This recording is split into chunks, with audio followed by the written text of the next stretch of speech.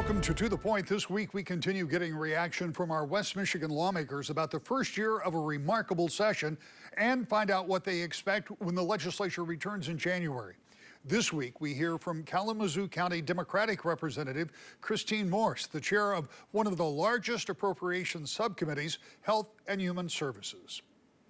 Representative, first of all, thanks for doing this as we're in that break over the holidays and the legislature adjourned a little early, didn't come back in December for a lot of different reasons. We've explored those on the show for the past several weeks. What I want to talk to you about, and we talked about this before we came in the studio, and then just as we were sitting here, we were talking about what you've got to do in this coming session. But before we get to that, let's talk a little bit about this past session. You have been in Lansing, serving in the State House in the minority. And that is one very particular set of circumstances.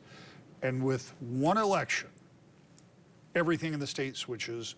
And now you're in the majority, not just in the majority, but you're overseeing the biggest budget, the biggest line item in the state budget. And as a member in the minority, you didn't have much say about that all the time. And this year you did. What was that like? Well, it was an incredible opportunity to have a huge impact on the citizens of the state of Michigan. The HHS budget is incredibly, it's incredibly personal, and that it covers your health care, your child welfare, your services for aging. There are so many ways that it touches the people of our state that for me, I was so excited to be able to do that. An incredible responsibility. 40% of the state's budget, $36 billion. It's a very big deal, but it was really empowering to be able to run that budget and to run it efficiently and really work really well with the Senate and the governor's team to get a budget that was done on time. You know, you said that $36 billion, and something in my mind triggered that's what the entire budget was the first year that I covered. I mean, that's how much we've seen this grow. And this year was unusual because there was about $9 billion that was federal money that had come in. Some of it needed to be spent because of time frames. Other was elective to get that out there. But that made this the biggest overall budget ever. Let's talk about DHHS, though, for a little bit, because I don't know if people understand that obviously some of that money is state money, but a big chunk of that is federal money every year. And that federal money comes in from Washington with strings and directions. So how difficult is it to make sure that you get that money put where they designate it, because they're picky about that? Well, correct. That's our Medicaid money, for the most part. And so for us, my whole goal was to ensure that we were leveraging as many federal dollars as possible, because when we're doing that, we're ensuring that more people get health care coverage in the state of Michigan. And, it's not just that, it's TANF dollars. It is a lot of other money that, yes, all has strings. But we have a seasoned team. Our DHHS team has been doing this. The governor's team, the state budget office, help guide that with their executive recommendations. And then we just negotiate and make sure that we are, again, getting every dollar we can from the feds to come back to us. Those are our tax dollars that we're bringing back to the state of Michigan. And so not quite as difficult as you think, but really important for us to do to ensure we get those federal dollars back. What was it like this year? Because I know that being in the minority is an issue that sometimes Republicans and Democrats find it easy to find fault with the majority. In the majority, you have the responsibility to get those budgets passed, along with other legislation.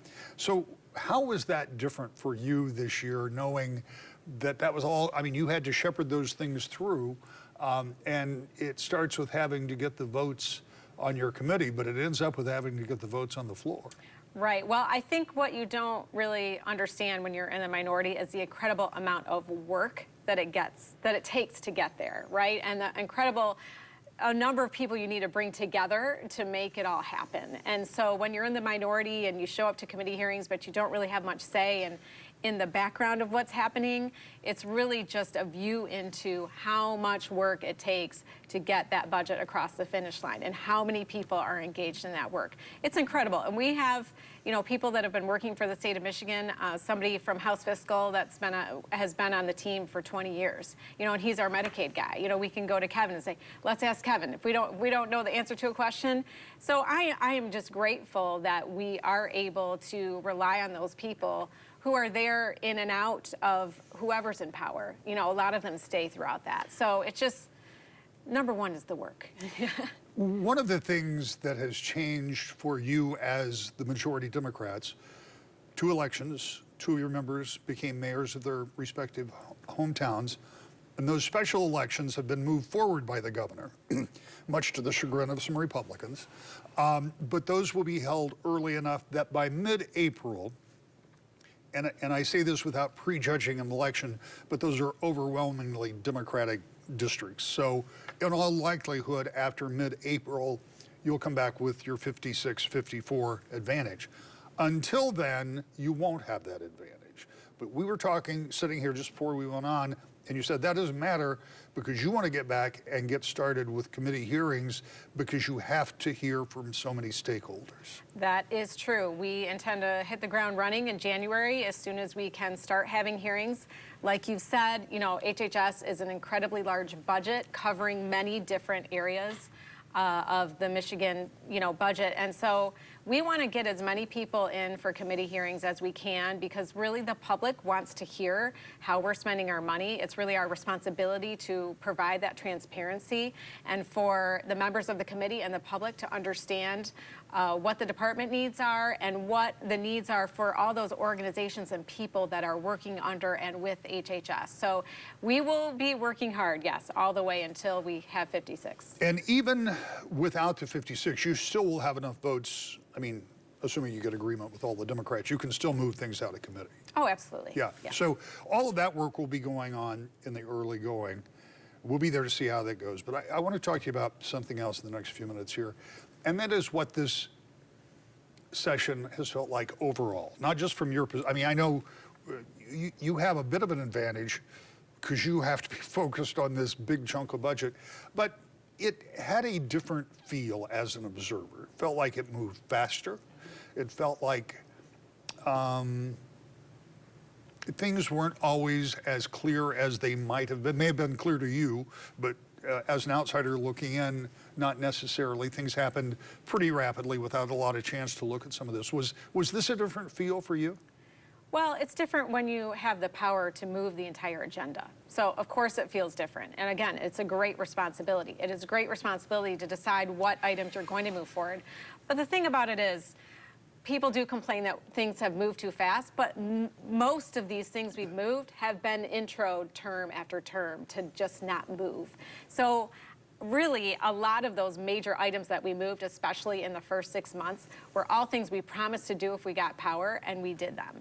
Whether that's right to work, whether that's Elliott Larson, repealing the 1931 abortion law, so many things that were known items from the Democratic agenda that we said we would move, and we did. So while it may have felt fast for some people, I think for us, it just felt like we needed to get in and accomplish these things as quickly as possible because our supporters were counting on it. Well, one of the things that is very true, and I've said many times, you shouldn't be surprised by what Democrats did in this legislative session because this is what they've said they do for the past 30 years.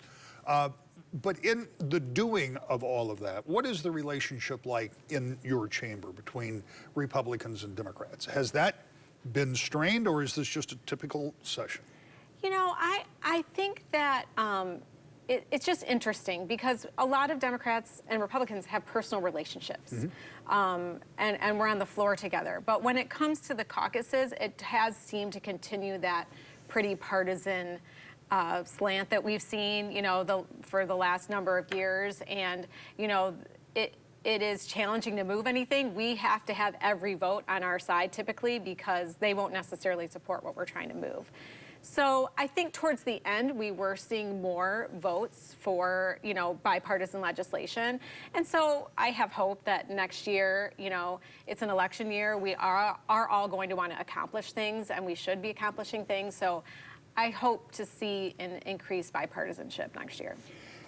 If that doesn't happen, will you be able to keep 56 together as often? And I'm not talking to you as the speaker, I'm just Right. talking as a member. But will you be Yeah. able to keep 56 together as often, understanding that individual members will have a closer eye on that election that's coming up, in maybe even in a primary? Well, you have to be strategic, of course. You have to find those things that we can move, probably more likely in a bipartisan manner, right? Because it does get harder and harder to keep 56 on board. And you have people, like my district was formerly, for my first term, was a flip seat, right? And so that was a very different seat than my seat is now. But when you're in a flip seat, you have different, things that you have to be concerned about. You have to be more concerned about your votes because it's just that much more difficult at election time. But, I think that we all do want to work together, and it's important. The voters want bipartisanship, and so I really think we have to make our best effort to say what things could we move together, and not because we can't get 56, but that it's important for all of us to move things together. And finally, what does the election do to the timeline? You've already talked about wanting to get there and get started on those budgets. Likely, you won't take full floor budget votes until you're back to 56. I make that judgment. I don't know if that's your judgment or not. And then you've got to get those pushed through. But there are going to be some people who want to get back home and start campaigning. I know you want to have the budget done by July 1st. Does that kind of feel like it's going to be a pretty quick movement on the budget? Well, I think we could do it. I think if you look at the timeline of how it normally goes, we're not going to be that far off. Getting that 56 majority back, if it's needed, in mid to late April. I mean, normally we're moving the budget through the House, after spring break. So I think the timing of it is not really going to be that much different than it normally is. In every legislative session, there are majority and minority members. Yes, I know that seems simplistic, but when you consider that Democrats have not held the trifecta, the governor's office, the House, and the Senate, all at the same time for 40 years, you get an idea of the kind of change it's brought to the state capitol. We talked about that with Ottawa County Republican Representative Bradley Slaw. Representative, first of all, thanks for doing this. I want to talk a little bit, and when I say a little, I mean a little, about the session that has just passed. And when I say session, the session really continues next year. It's a 2-year process. But this past year, and I've talked to a number of your colleagues on the Republican side, a number of the folks across the aisle, and depending on where you sat, it was a very successful session, or it was a disappointing session. I don't want to take too much time because we kind of know where everybody lives on this. But tell me what it was like for you for your first time in the minority in the State House. Well, yeah, obviously going from majority to minority changes drastically what you feel like you're contributing, because it's really hard to feel like you're contributing very much when decisions are completely out of your control. Things are moving in a way that you potentially would like to be able to see something different, and that's not going to happen. And so it was significantly different. What I found is that you can still build relationships in the middle of that, and so that's what I continue to work on the whole time, is just knowing that I wasn't going to be able to be effective in maybe changing the policy course. It's how do you build relationships so that you can talk policy in a different way. Correct me if I'm wrong. There are some of the really big things where Republicans and Democrats disagree almost universally. But then there is that whole undertier of things where different members have different views and you can find some agreement. Mm-hmm.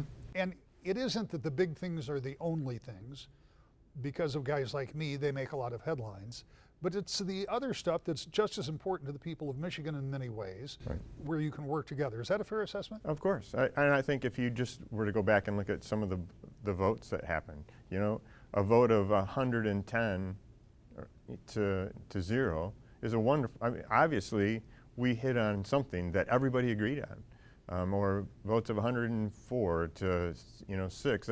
Those are the kind of issues that you like to be able to do as a legislator, because those are the ones I like to introduce, because it's like, yes, we reached this, everybody else agrees that this is the kind of thing that we need for our state and that it benefits us. Representative, as you prepare to go through the rest of this holiday season. We know session was cut short, and we've discussed the reasons to get some legislation into place a little earlier than it would otherwise be. You've spent time doing in-district work. You said something interesting to me just moments ago. Because you don't have the schedule that you might have had going back and forth to Lansing, that you might not have scheduled meeting during those days because your calendar should have been blocked off. Right. But you have found some other ways to serve. What's one of the things that you're going to be doing this holiday season? One of the suggestions that my lovely wife gave to me was, Brad, you've got this extra time. How about ringing the bell for the Salvation Army? And so I've got between now and Christmas Day, I've got 4 days scheduled for 2 hours each day in Jenison at the Family Fair or at the Hudsonville Family Fair. So I'd love to have people stop and say hi and maybe help put some money in the kettle. So having some time to spend more time in your district would be a plus from the early adjournment. Sure. I mean, if you're going to get lemons or whatever it might be, you make lemonade, right? And so you add as much sugar to it and you make something happen. Let's talk about going back. And January 10th, you'll go back, and I don't know what that session day looks like necessarily, but the following week, when you get underway, the new dynamic is that you'll be in a 54-54 tie. Now, I am told by people who are relatively close to that situation, and it only makes sense, that Democrats are not going to bring up for floor votes a bunch of controversial things that they can't pass. Right. They were able to pass some of those very party line votes with 56, which is what they had before 2 members went to become mayors. There'll be special elections that the governor has already called, so by 3rd week in April, and again, I don't like to make the outcome or guess the outcome of elections, but those are both very Democratic districts. They are. So unless something remarkable happens, they'll end up again with 56-54 about the time you have to get into the budgeting session. What do you think you're going to do for those first 3 months? Well, I'm actually hoping that we have committee meetings for our budgets. I'm on the appropriations. That's my role in the legislature, and I would assume that the leaders, the Democratic leaders of those 2 committees, especially those 2 major appropriations committees that I'm on, will bring us together. We'll start hearings on it. We'll start doing our thought process through that. It just makes perfect sense for me to be at that.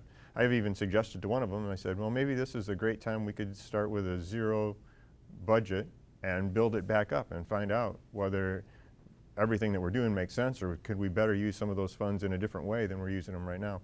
And there are some neat people leading the committees I'm on. I think there could easily be stuff happening.